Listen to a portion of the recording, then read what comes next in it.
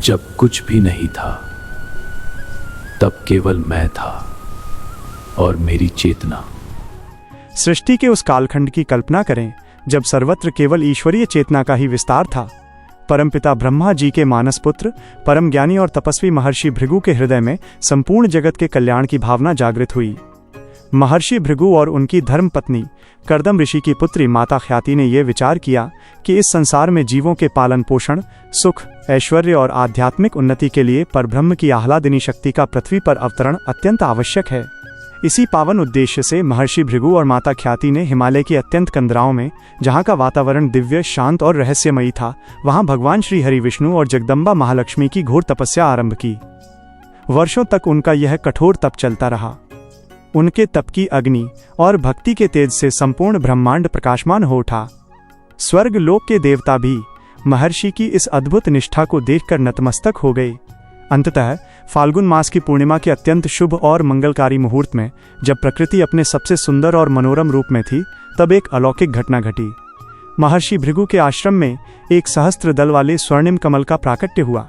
उस दिव्य कमल से कोटि कोटि सूर्यों के समान तेजस्विनी, परंतु करोड़ों चंद्रमाओं के समान शीतलता प्रदान करने वाली एक अत्यंत सुंदर कन्या प्रकट हुई। उनका मुखमंडल अलौकिक कांति से दमक रहा था। उनके नेत्र खिले हुए कमल के समान विशाल और करुणा से परिपूर्ण थे। उनके शरीर से अत्यंत मनमोहक दिव्य सुगंध प्रवाहित हो रही थी, जिसने संपूर्ण वन प्रांतर को सुवासित कर दिया। यह कोई और नहीं, स्वयं परम ब्रह्म श्री नारायण की चिरसंगिनी, चराचर जगत की स्वामिनी माता महालक्ष्मी ही थीं, जिन्होंने अपने भक्तों के प्रेम के वशीभूत होकर एक कन्या के रूप में अवतार लिया था। महर्षि भृगु ने जन्म लेते ही उस कन्या को अपने हृदय से लगा लिया। महर्षि भृगु की पुत्री होने के कारण संपूर्ण त्रिभुवन में माता का नाम भार्गवी विख्यात हुआ। माता भार्गवी का बाल्यकाल अत्यंत अद्भुत था। जिस आश्रम में माता के चरण पड़ते, वहां अष्ट सिद्धियां और नवनिधियां हाथ जोड़े खड़ी रहती थीं।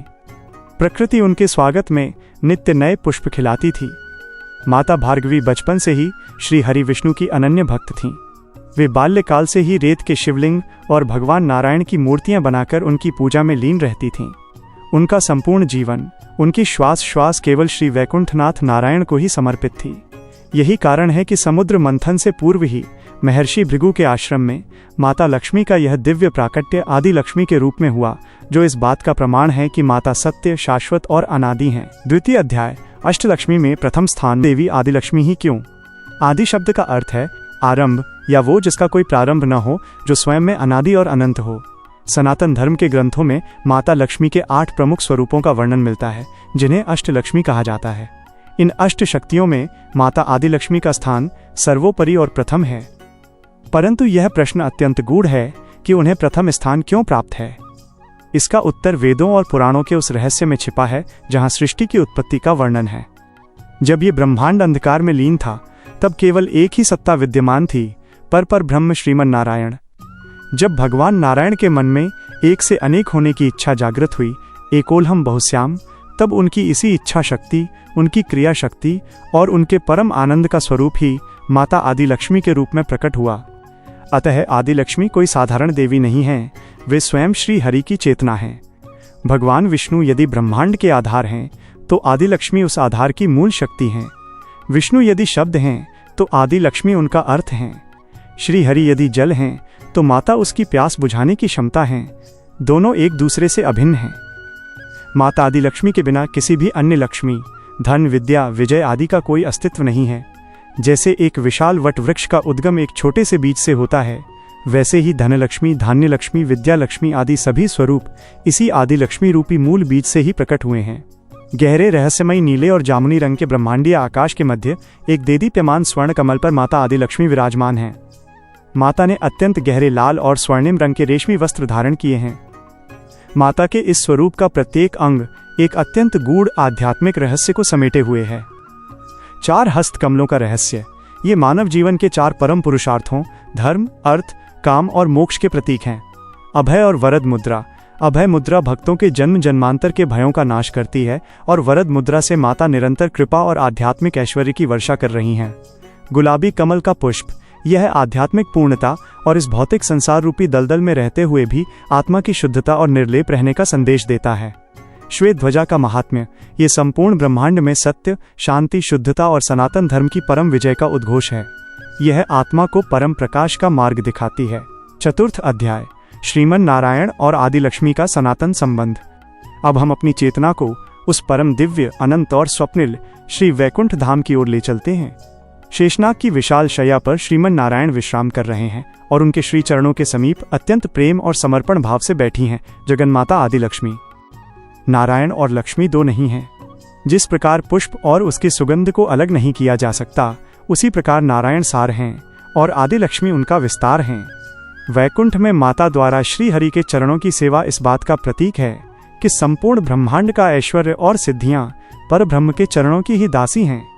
जब एक भक्त पूर्ण भक्ति भाव से माता आदिलक्ष्मी को पुकारता है तो वे कभी अकेली नहीं आती। वे अपने साथ करुणा निधान श्रीमन नारायण को भी भक्त के हृदय में विराजमान कर देती हैं। समुद्र मंथन और आदिलक्ष्मी पुनः प्राकट्य का रहस्य।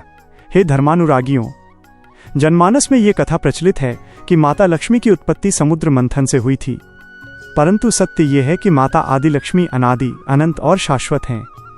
उनका कभी जन्म नहीं होता, वे केवल अवतरित होती हैं। जब महर्षि दुर्वासा के श्राप से इंद्रलोक श्रीहीन हो गया, तब माता अपने मूल वैकुंठ धाम में अंतर्धान हो गईं।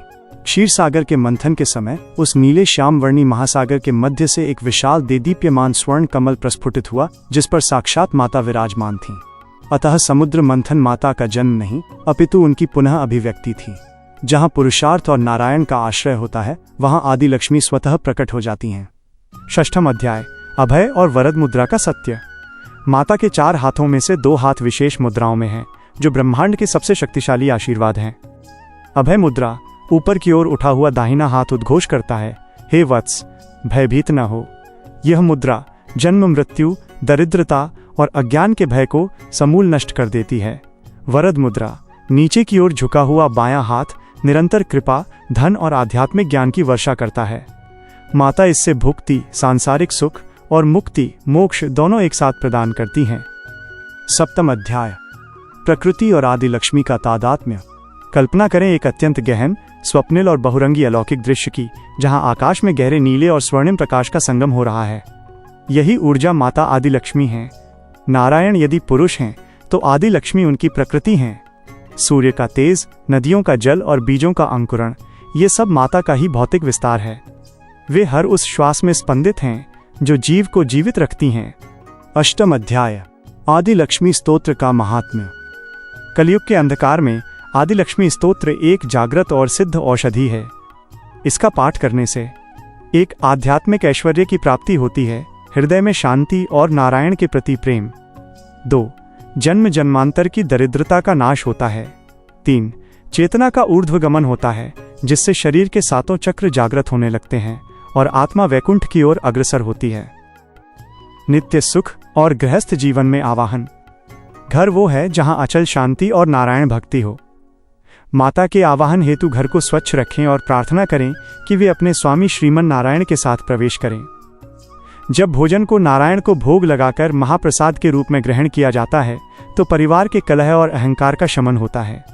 जहां नारायण की अनन्य भक्ति है, वहां माता आदिलक्ष्मी अचल स्थिर रूप से निवास करती हैं। आदिलक्ष्मी और चक्र जागरण। माता आदिलक्ष्मी हमारे सूक्ष्म शरीर के भीतर कुंडलिनी शक्ति के रूप में विराजमान है। जब साधक ओम श्रीं ह्रीं क्लीं आदिलक्ष्मी नमः का जाप करता है, तो ये ऊर्जा मूलाधार से उठकर सहस्रार चक्र तक पहुंचती है। वहां एक सहस्त्र पंखुड़ियों वाला दिव्य कमल खिलता है और जीवात्मा का परमात्मा श्रीमन नारायण से मिलन होता है। यह अवस्था मनुष्य को नर से नारायण बनने के मार्ग पर प्रशस्त कर देती है। माता आदिलक्ष्मी का स्वरूप अनंत ब्रह्मांडीय ऊर्जा का घनीभूत रूप है। कल्पना करें एक गहन रहस्यमयी नीले जामुनी रंग के पारलौकिक आकाश की, जिसके मध्य माता एक विशाल स्वर्ण कमल पर विराजमान है। अलौकिक स्वर्ण आभूषण माता का मुकुट त्रिलोकी की साम्राज्ञी होने का प्रतीक है। उनके कंठार अनंत जीवात्माओं के प्रति प्रेम के प्रतीक हैं और उनके नूपुरों से निरंतर नाद ब्रह्म वेदों की ध्वनि उत्पन्न होती है। यह श्रृंगार संदेश देता है कि आत्मा का स्वरूप भी स्वर्ण की भांति शुद्ध होना चाहिए। गुलाबी आभा, स्वप्निल कांति। माता के श्री अंगों से बहने वाली गुलाबी आभा साक्षात अहेतुकी करुणा का रंग है। ये भक्त के जीवन में अज्ञान की रात्रि के समाप्त होने और आध्यात्मिक जागरण के सूर्योदय का प्रमाण है। मनुष्य जन्म जन्मांतर के कर्म चक्र और पापों के बोझ से दबा है, परंतु माता आदिलक्ष्मी की एक कृपा दृष्टि कटाक्ष ही पर्याप्त है। माता की वो विशाल कमल नयनों वाली दृष्टि प्रलयंकारी अग्नि और अमृत का संगम है।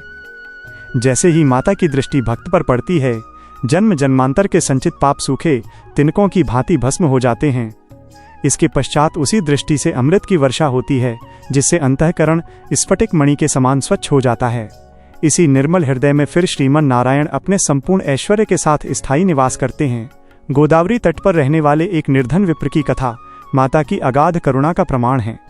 वह विप्र जर्जर कुटिया में रहकर केवल माता के चरणों की लालसा में ओ श्री ह्रीं क्लीं आदिलक्ष्मी नमः का जाप करता था। जब माता आदिलक्ष्मी ने प्रकट होकर उसे त्रिलोकी का राज्य देना चाहा, तो भक्त ने केवल उनके श्री चरणों की अविरल भक्ति मांगी।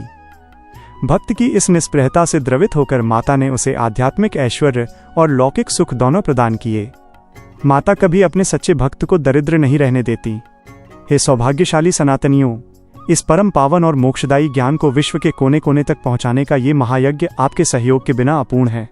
कलयुग के अंधकार में धर्म की अखंड ज्योति जलाए रखने हेतु यदि आपकी अंतरात्मा गवाही दे, तो अपनी सामर्थ्य अनुसार गुप्त दान कर इस ईश्वरीय कार्य में सहभागी बने।